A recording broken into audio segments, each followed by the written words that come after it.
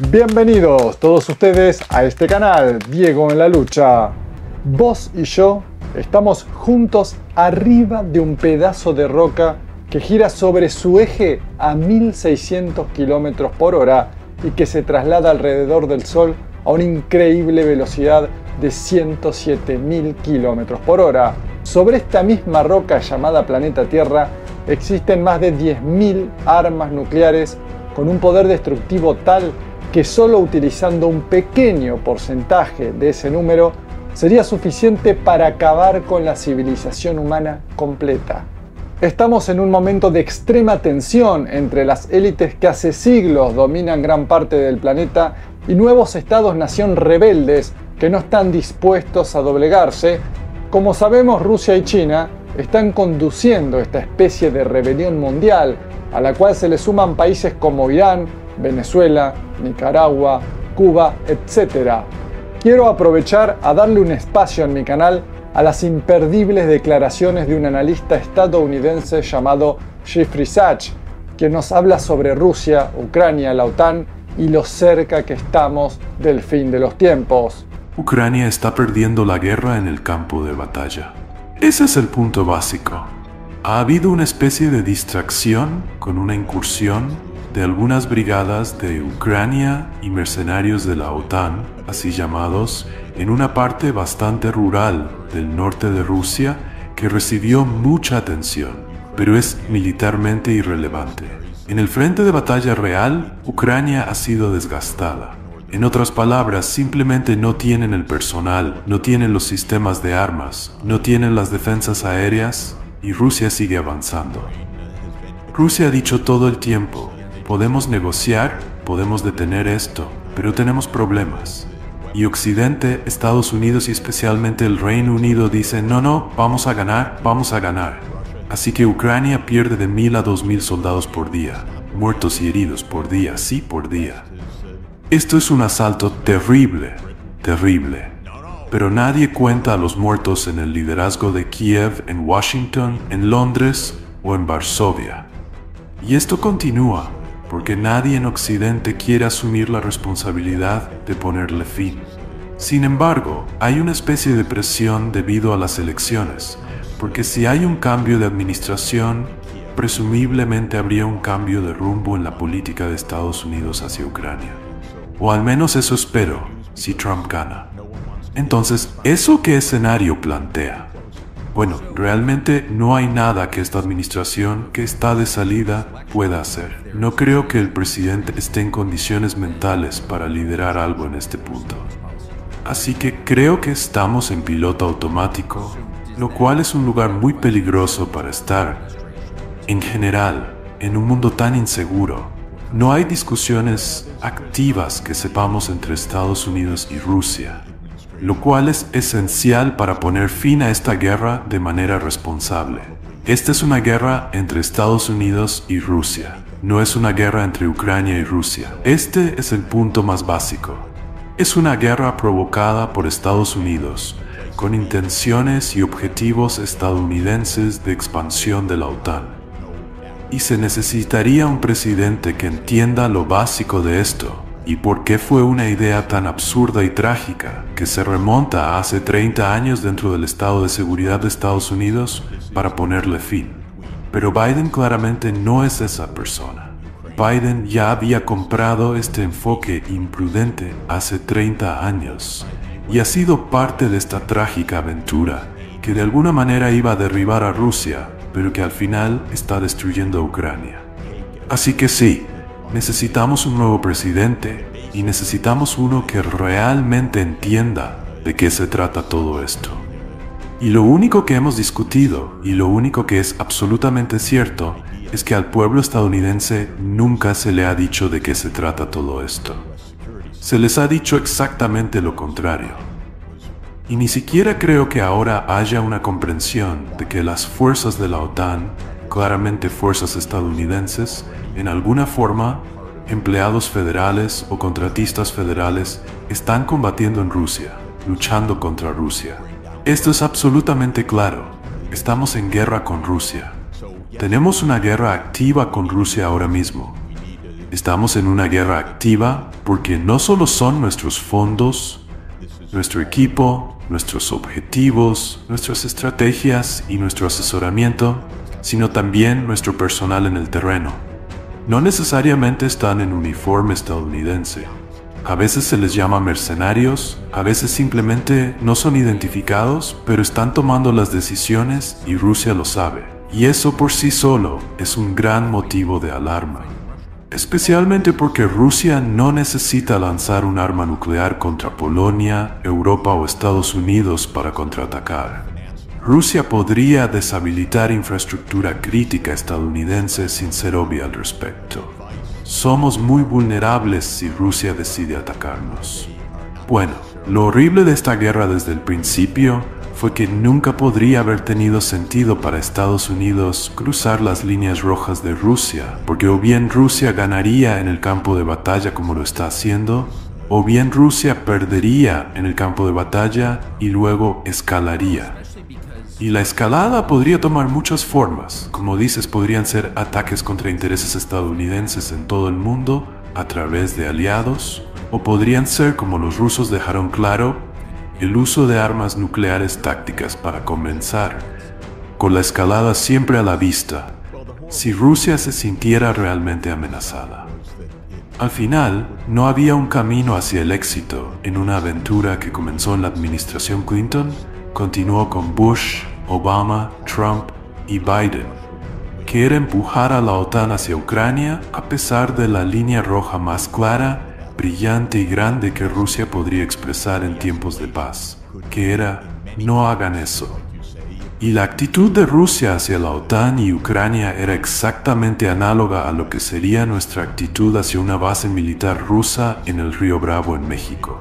Sería, no lo intenten. Y esto es obvio, no es sutil. Ha sido expresado por más de 30 años. Pero ahora sabemos, y más cosas salen y saldrán a la luz, que Clinton aprobó este plan en 1994, que la OTAN avanzaría hacia el este, incluyendo a Ucrania. Lo planteó Zbigniew Brzezinski en 1997, en un artículo que yo siempre he sostenido que no era una idea de Brzezinski, sino su manera de decirles a sus colegas en el sector civil, digamos, lo que ya se había decidido. Y eso es que sí, por supuesto, llegaríamos hasta Ucrania. Esto se hizo público en 2008 cuando George W. Bush Jr. presionó, en la cumbre de la OTAN en Bucarest, el compromiso de ampliar la OTAN hacia Ucrania. Se convirtió en una causa de guerra en febrero de 2014, cuando Estados Unidos conspiró para derrocar a un presidente ucraniano que estaba en contra de la ampliación de la OTAN y que quería que Ucrania se mantuviera neutral, porque ese presidente entendía que si eres Ucrania y estás entre Oriente y Occidente, debes mantener la cabeza baja y permanecer neutral. Y él lo entendía, así que tuvimos que derrocarlo, y Estados Unidos lo hizo, y ahí comenzó la guerra. Esto fue previsiblemente un fracaso en todos los escenarios. El escenario particular que se está desarrollando en este momento es, irónicamente quizás, el más seguro, que es que Rusia está ganando en el campo de batalla. Sí, porque si Rusia estuviera perdiendo en el campo de batalla, estaríamos viendo una escalada hacia una guerra nuclear. Y todos sus comentaristas que dicen, oh, no te preocupes, por eso es un farol, me provocan un profundo resentimiento por su ignorancia. Generalmente cuando las personas son ignorantes, no me molesta. Trato de ayudarlas, pero en este caso lo resiento. Sí, lo resiento, porque esa ignorancia pone en peligro a mis nietos. Eso es todo. Y ellos ponen en peligro a mis nietos al decir, no te preocupes por una guerra nuclear. Sí, eso es un farol. Eso no quiero escucharlo de nadie, porque cualquiera que diga eso no entiende nada sobre la realidad de nuestro mundo. Las personas que dicen eso me provocan exactamente la misma reacción. Y estoy indignado por ello, pero también angustiado por lo que dice sobre nuestra clase dirigente. Pero noto que muchas de las personas que dicen eso son exoficiales militares estadounidenses que trabajan en algún centro de estudios, como Hudson, IAEA, CIS o similares. ¿Sabes? Todos ellos son pagados para decirlo. les pagan por decirlo. Pero también te preguntas, ¿dónde están las personas sabias en el cuerpo de oficiales? ¿Quién en el Pentágono tiene una evaluación realista del riesgo y una profunda preocupación por el futuro de Estados Unidos? ¿Dónde están esas personas? Sin duda, hay algunas, pero siempre es una decisión difícil, porque hemos sabido a lo largo de la era nuclear que ha habido personas temerarias, irracionales, vulgares, que han pedido una guerra nuclear. Hemos estado extraordinariamente cerca de una guerra nuclear y hemos tenido personas en el ejército de Estados Unidos a lo largo de los años que han pedido ataques preventivos en varias ocasiones contra la Unión Soviética, lo que en cualquier escenario plausible podría haber acabado con el mundo. Y esas personas estaban en posiciones de autoridad. El caso que he estudiado más de cerca en mi vida es la crisis de los misiles en Cuba. Escribí un libro sobre las secuelas de la crisis de los misiles en Cuba y la diplomacia de Kennedy en 1963 para retroceder del borde del abismo. Pero en la crisis de los misiles en Cuba, casi todos los asesores del presidente Kennedy dijeron: ataquemos. Y hay muy buenas razones para creer que eso habría llevado a una guerra nuclear total, que habría terminado con la civilización. Kennedy fue, en ese caso, casi la única restricción dentro del liderazgo superior de Estados Unidos. Así que estuvimos extraordinariamente cerca, y ha habido otras ocasiones en las que hemos estado extraordinariamente cerca. No sé si ya lo hemos discutido antes, pero este es uno de mis ejemplos recurrentes para tratar de ayudar a las personas a entender la situación. Los científicos atómicos, que estaban profundamente preocupados por esto desde el comienzo de la era atómica en 1945, establecieron este emblemático reloj del juicio final en 1947 en el Bulletin of the Atomic Scientists. Y lo que esto es una visión experta de qué tan cerca o qué tan lejos estamos de una guerra nuclear. Hoy estamos más cerca que nunca del Armagedón nuclear durante todo el periodo desde 1947, según este reloj del juicio final. El reloj comenzó a unos minutos de la medianoche, siendo la medianoche el juicio final, el Armagedón. Y se alejaba o se acercaba a la medianoche dependiendo de cómo se desarrollaba la Guerra Fría, si estábamos en el punto álgido de las tensiones o en un periodo de cierta distensión.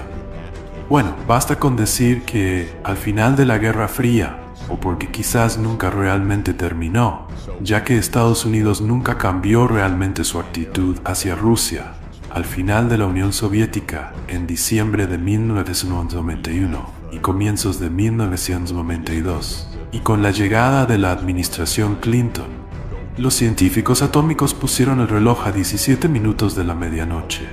Esa fue la distancia más lejana de la medianoche desde el comienzo de la era de las armas nucleares. Cada presidente desde entonces nos ha acercado más al Armagedón. Clinton, Bush, Obama, Trump, Biden. Cada uno heredó un reloj que luego empujaron.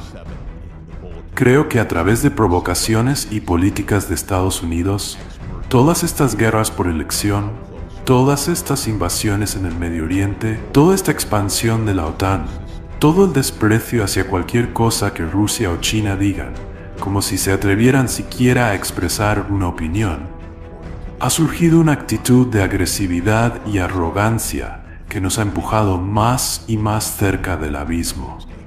Porque toda la actitud de Estados Unidos desde 1992 ha sido: no tenemos que escuchar a nadie, no tenemos que escuchar a Rusia.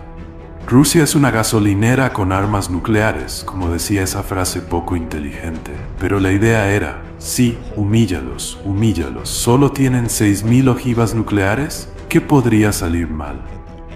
Por supuesto, la forma en que tratamos a China no es mejor. El discurso casual en Washington hoy en día sobre sí, probablemente habrá una guerra con China.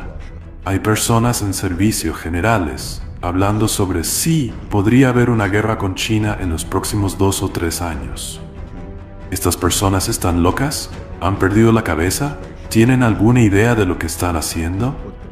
Pero, típicamente y según la teoría de nuestro sistema, tenemos un presidente civil que es responsable de mantener nuestro país a salvo, no de empujarnos al abismo. Pero por supuesto no tenemos ese tipo de presidente en este momento. Incluso cuando funcionaba, no nos mantenía alejados del abismo. Estaba haciendo declaraciones como, por el amor de Dios, ese hombre debe irse, refiriéndose al presidente de Rusia como si fuera decisión de Estados Unidos. Bueno, eso no es algo que uno deba decir, incluso sobre un adversario, pero sí sobre un homólogo que resulta ser la segunda superpotencia nuclear. Pero así es como hemos actuado.